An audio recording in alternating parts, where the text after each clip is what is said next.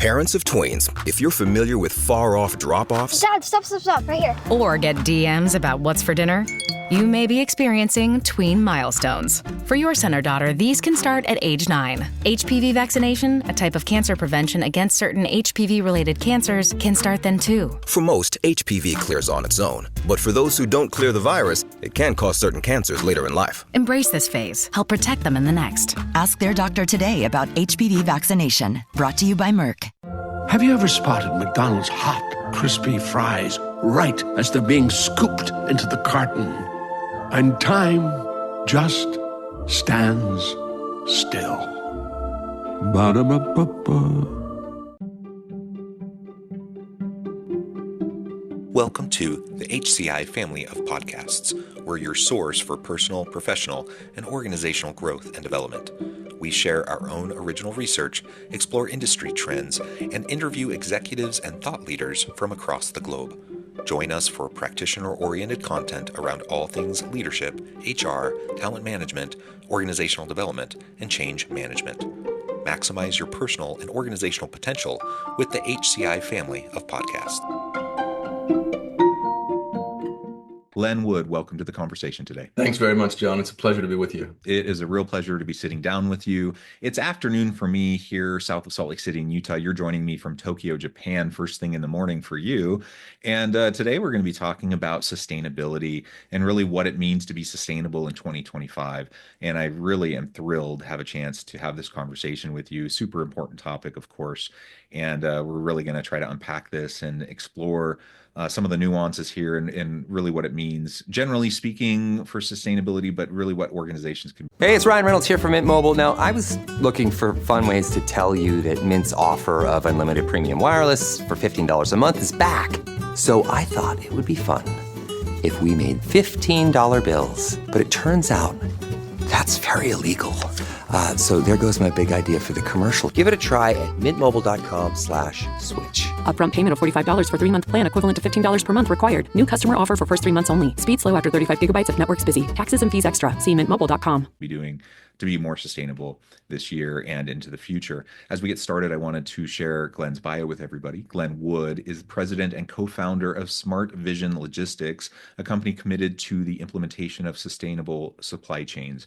As an authority on the economy and parental rights in the workplace, Glen has been featured on CNN, CNBC, and the BBC, and in prominent publications like the New York Times, the Washington Post, and others.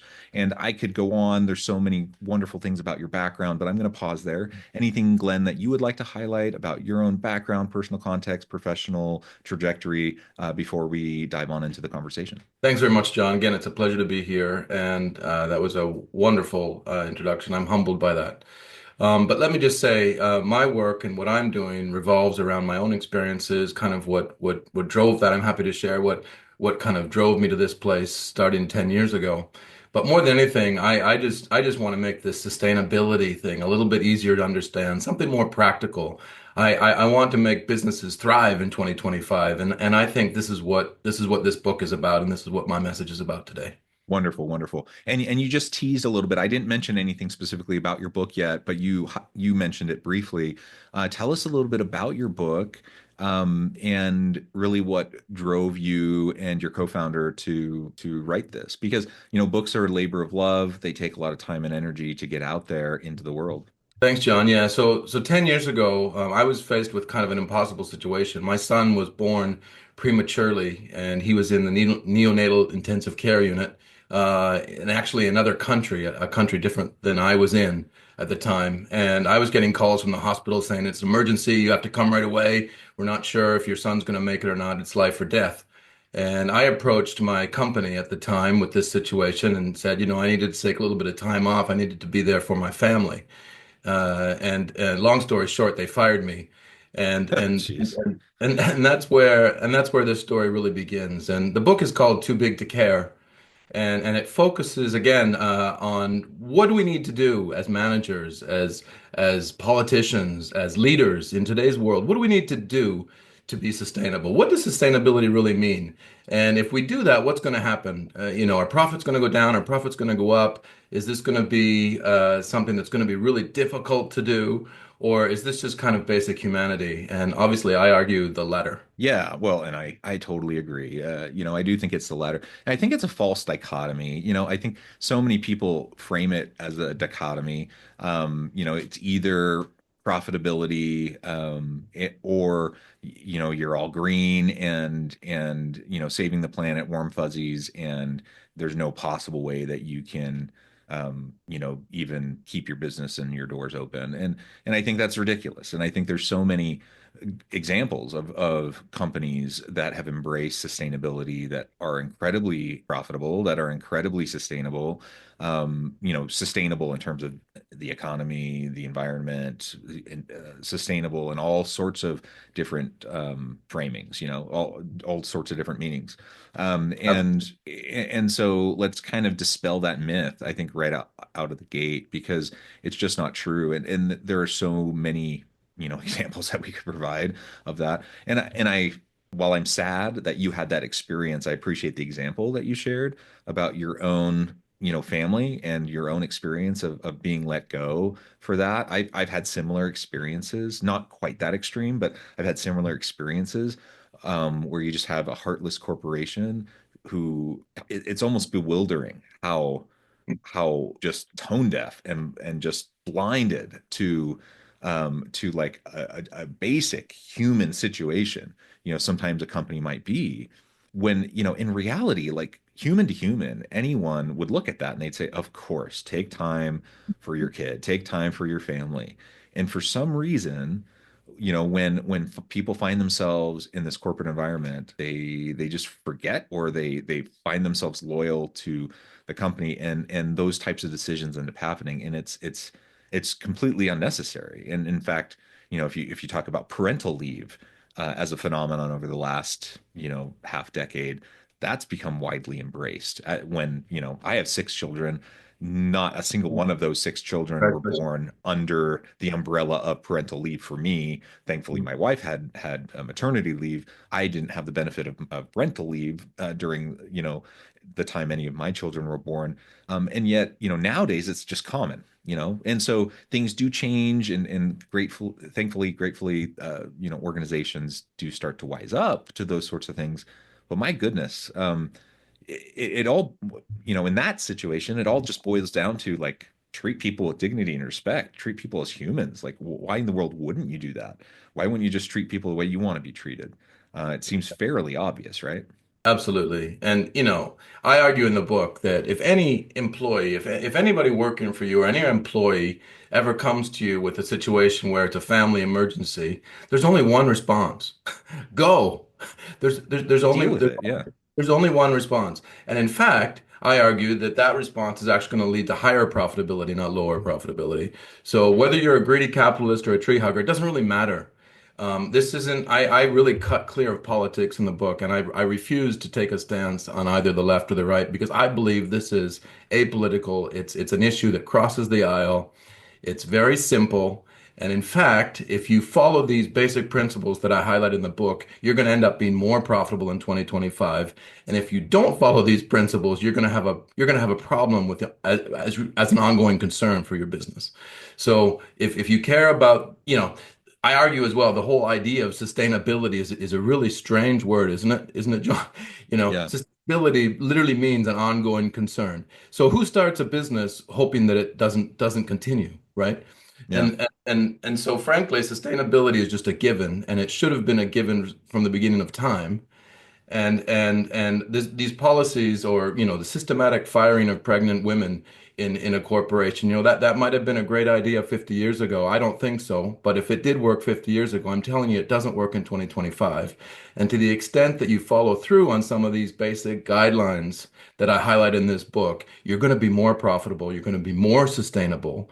And the whole idea of capitalism, I think, has kind of perverted itself into this thing where it's only the bottom line. It's only the bottom line. Well, in fact, capitalism is an agreement, I argue, that it's twofold. The contract is twofold. One, you have an excellent product and service that continually generates outsized profits. That's fantastic. The other half of the agreement here, the other half of the contract of capitalism for a corporation or an economy is to add extraordinary value to society. Yeah. And these two are inextricably linked. You can't separate these two. In 2025, if you try to tear these two apart, you're going to tear your business apart. Yeah. Yeah.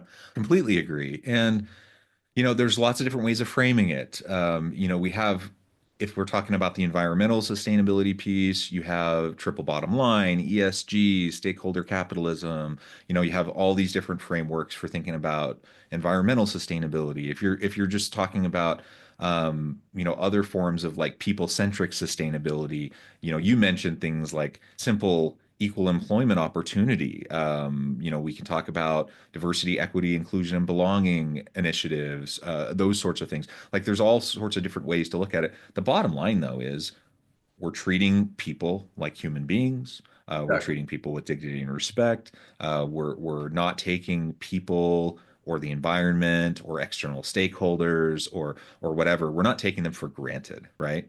We're treating everyone as though they're part of a valued whole. Society as a whole is part of what we're considering. It's not just us in our little business thinking, how can we make as much money as we possibly can as short of a time as we possibly can and exploit whatever we possibly can in order to make that happen, because we all know we're part of a larger system. And if we're going to continue to, and it's all interrelated, right? And if we're going to continue to add value and make money, and we have to continue to function within that relationship and that system, right?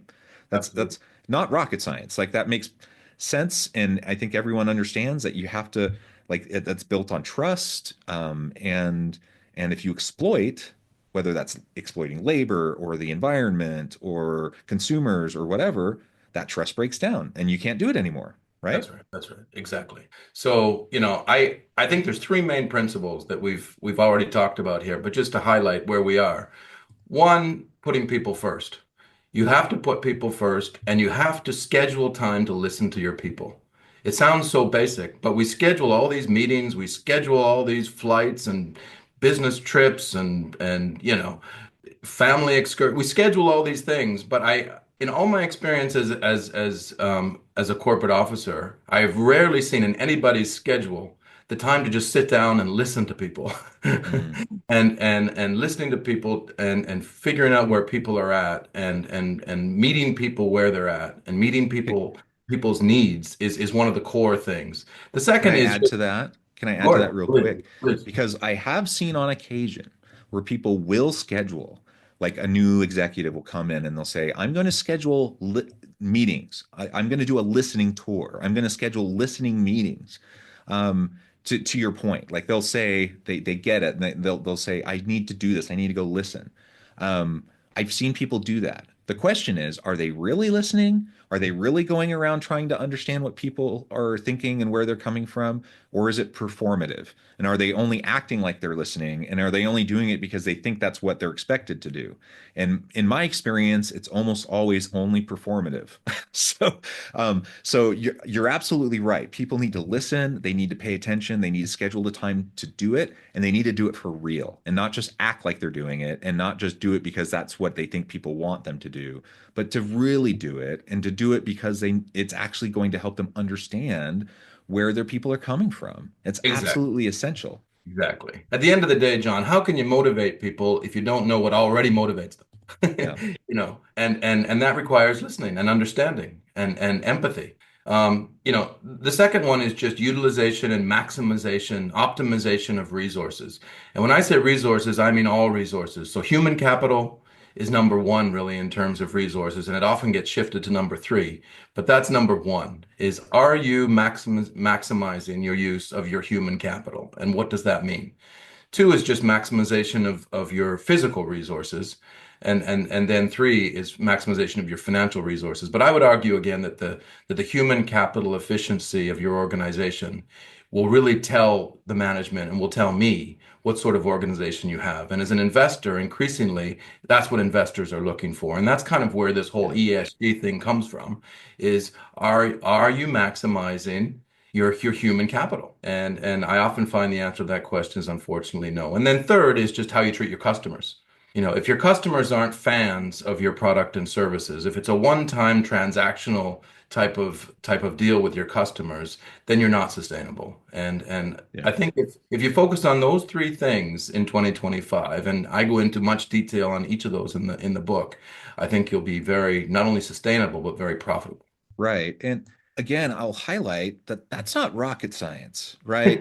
Nothing you just said there is like going to break the internet. I mean, these are all like foundational principles, and Good, yet we good. see companies and executives violating those basic foundational principles all the time, constantly.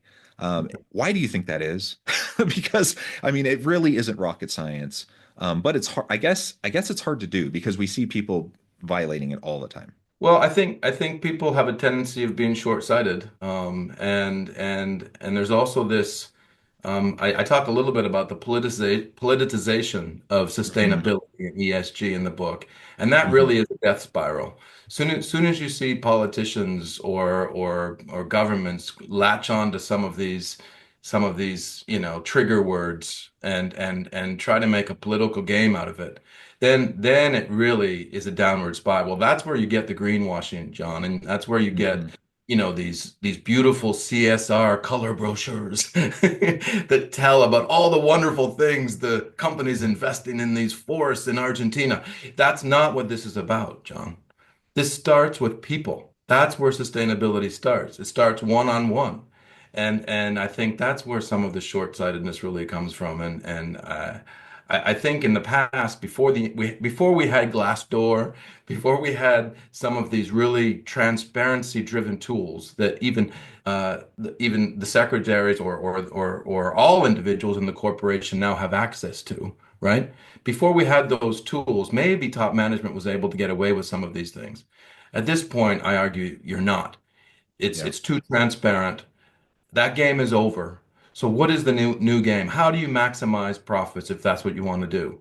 Well, there is a bottom line, and this is the bottom line. Yeah, yeah, absolutely. I think you're absolutely right. And so leaders, executives, boards, corporations as a whole, they need to be less short-sighted. They need to set their egos aside. They need to try to have a longer term orientation and perspective around these things.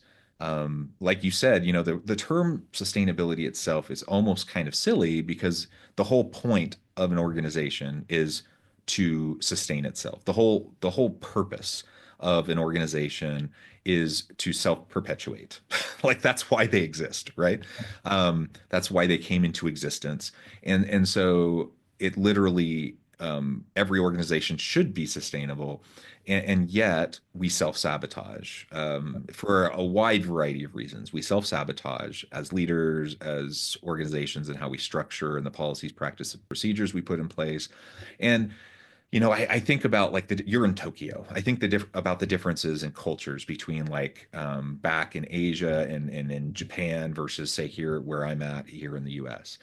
And we are so short-term oriented, for example, here in the US in comparison to where you're at. And you probably see this daily. And not it's an oversimplification, certainly, but generally speaking, there's a much longer term orientation in many Asian countries compared to in many Western countries like in the US. Um, we tend to be much more individualistic and ego driven here in the US in many Western countries than in many Asian countries like in Japan.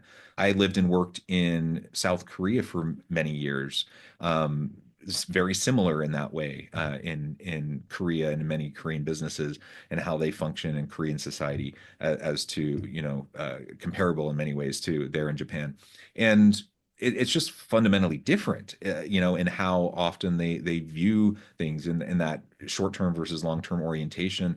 And this whole idea of sustainability, it just has a whole different, I think, meaning. It fits differently and resonates differently when you have that different kind of a perspective, right? And here, perhaps in the Western kind of mindset or a short-term mindset, we just got to be hammered home with it again and again and again, because we tend to be just so individualistic. We tend to be so short-term oriented. We tend to be so ego driven that we literally are shooting ourselves in the foot, and we're short-circuiting our own success, and we're sabotaging ourselves again and again and again in the chase for looking good on the quarterly earnings report, or, getting that short-term bonus or anything to look good right now, so that maybe we can jump to that next, hop to that next career opportunity, get that next promotion, or whatever the case may be. And people build entire careers doing that here, where they'll jump, from one job to one job to the next job to the next job, never staying anywhere long enough to actually show what they're doing or what they're accomplishing. As long as they move fast enough, they never actually have to be accountable for anything, right? Yeah, accountability is core for management, I think, across the board. Maybe I can give one quick example that will highlight some of the things we're talking about. Abigail Johnson, the head of Fidelity, they had a problem a few years back with harassment. I think it was sexual harassment, but in any case, Yeah. let's just call it harassment. And I highlight in the book how she dealt with that, because I really commend her, and I think it really shows a great example of sustainable leadership practices. So sustainable leadership is, it begins with the truth and understanding kind of really what's going on. And then it comes down to not hiding the truth, but being forthright and Yeah. dealing with the problem directly. So she made the bold move of actually firing the person who was doing the harassing. And then she moved her office to the floor of where this problem had actually happened, so she could see it directly and deal with it one on one. And as a result, the problem was resolved.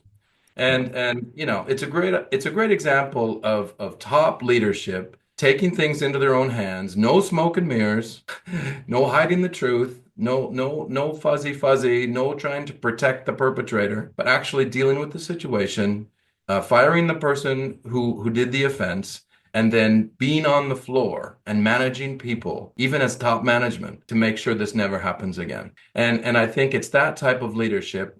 It's kind of the antithesis of what you mentioned a minute ago, of this short-term job hopping. Someone who Yeah. is firmly grounded as an owner in the business, has stake in the game, is accountable to shareholders, and follows through with the truth, and moves the situation forward. That's true sustainable leadership and true sustainable management. And we need more of that today, John. Yeah, yeah. So what would you say? I think most people listening are well-intentioned. Most people listening are thinking, yeah, yeah, they're nodding and they're saying, yeah, these are things we need to do. We need to have longer term perspective. We need to be more sustainable. Most people are agreeing and they're saying, yeah, we need to do these things. And yet you get into the daily grind. You get the pressures put upon you. Your boss is telling you, to focus on these things, and then you feel the pressure, and then you pass the pressure along to the people on your team, and you fall back into the same patterns, and you fall back into the same messiness day in and day out. How do you start to interrupt that when you find yourself in that daily grind? How do you start to put yourself on the path that's a little bit more healthy and a little bit more positive and sustainable when you find yourself in the mix of what I might call a toxic environment, or at least a less healthy, less sustainable environment? Yeah, great question. So, what motivates people? What is going to drive efficiency and better performance in the organization? Let's ask ourselves these questions, and shut down the daily grind for a minute and just say, okay, how efficient are we really operating? How, are our people satisfied? If people aren't excited about coming to work, John, the chances of them being efficient, motivated employees are pretty low. Yeah. So how do we motivate them and get them excited about coming to their job? And then, you ask, first of all, you have to ask yourself that same question, right? Are you excited and motivated about going to your job? You wake up early because you're thrilled to get into the office. Well, I do.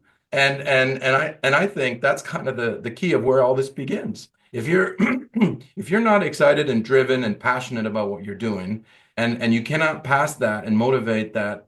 You cannot pass that on to your employees. Then you're not likely going to be sustainable. And so, it comes back to people management. It comes back to what's already motivating your people. It comes back to resource utilization. Are you maximizing the use of your human capital? Are you micromanaging? If you're micromanaging, then something's wrong. Your people aren't motivated to do what they're supposed to be doing, because micromanagement is kind of the antithesis of motivated, happy employees.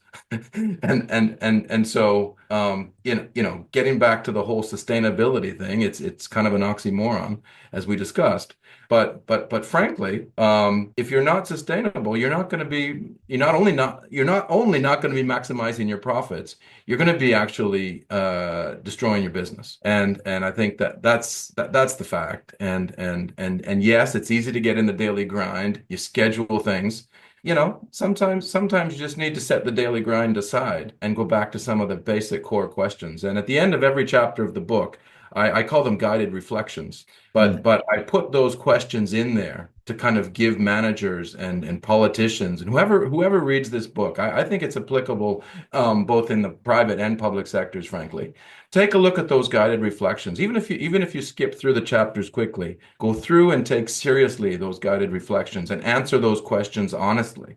And I think you'll see a revolution in your business. I think you'll see a real transformation in how you operate and the growth and the sustainability, and at the end of the day, the profitability of your business. I love it. I love it.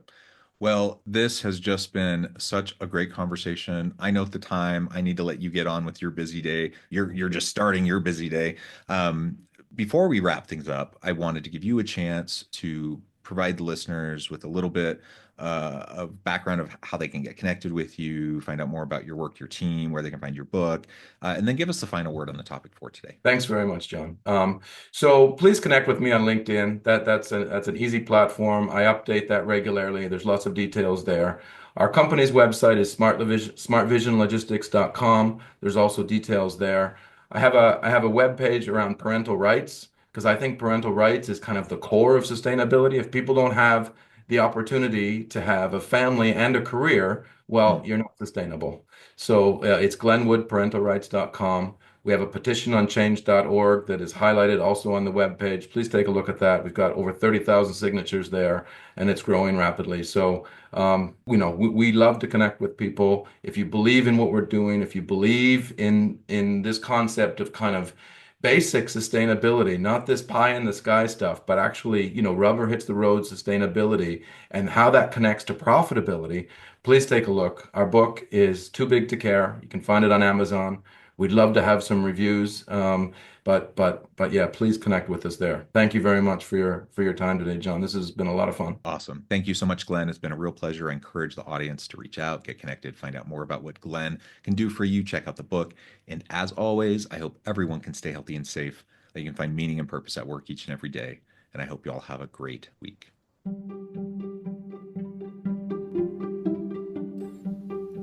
Thanks for joining us for this episode of the podcast.